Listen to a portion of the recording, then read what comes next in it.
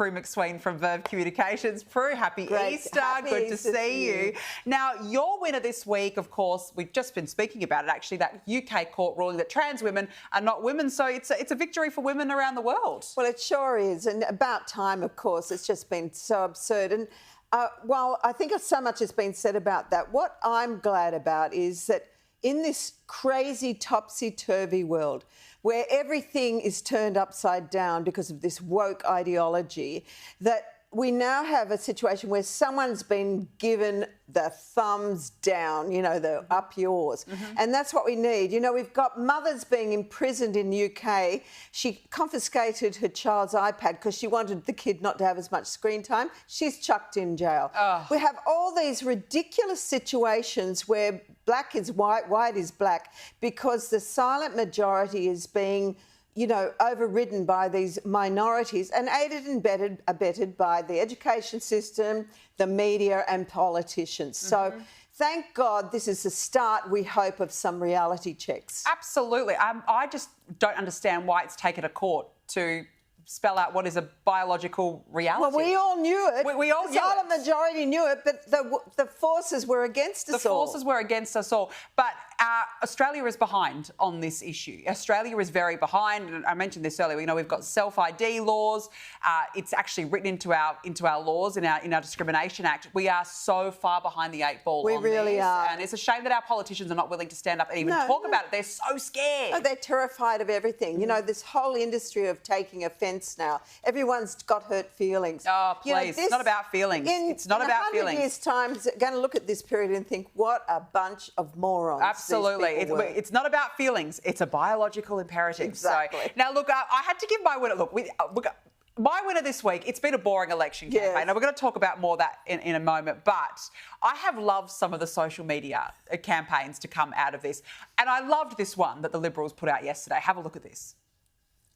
Peter Dutton, Peter Dutton, Peter Dutton, Peter Dutton, Peter Dutton, Peter Dutton, Peter Dutton, Peter Dutton, but alas, the Treasurer. Peter Dutton, Peter Dutton, Peter Dutton, Peter Dutton, Peter Dutton, Peter Dutton, Peter Dutton, Peter Dutton, Peter Dutton, Peter Dutton, Peter Dutton, Peter Dutton, Peter Dutton. We can't afford 3 more years of Labor. Authorised by Ahurst Liberal, Canberra.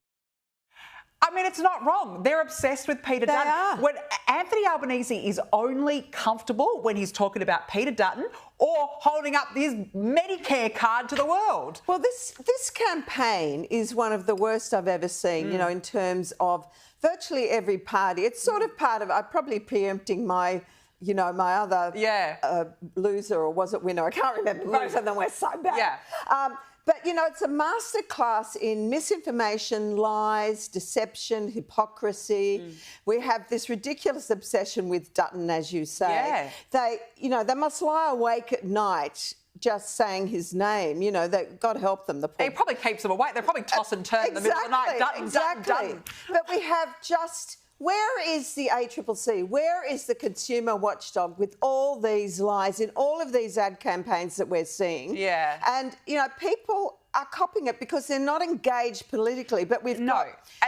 Well, that should bring me actually onto your loser of the week, I should mention, because your loser is the long-suffering voters, and you're asking, is this the worst campaign we've ever seen? It really is. When you look at the lies, just take Labor, for example, and we'll go across the others as well. You know, we've got... you know, the situation where they've lied about their prices, you know, the whole thing about energy, which they still now, Albanese was asked 5 times during that ABC debate, he was never going to be able to say prices will come down because we know they won't. They've lied about, he even lied about falling off the stage. They've lied about the $600 billion cost of nuclear, the Mediscare thing. I mean, the fact that he holds it up, we know, everybody knows that you have to have your credit card. You're just lying cretins, I tell you, they're just so vile.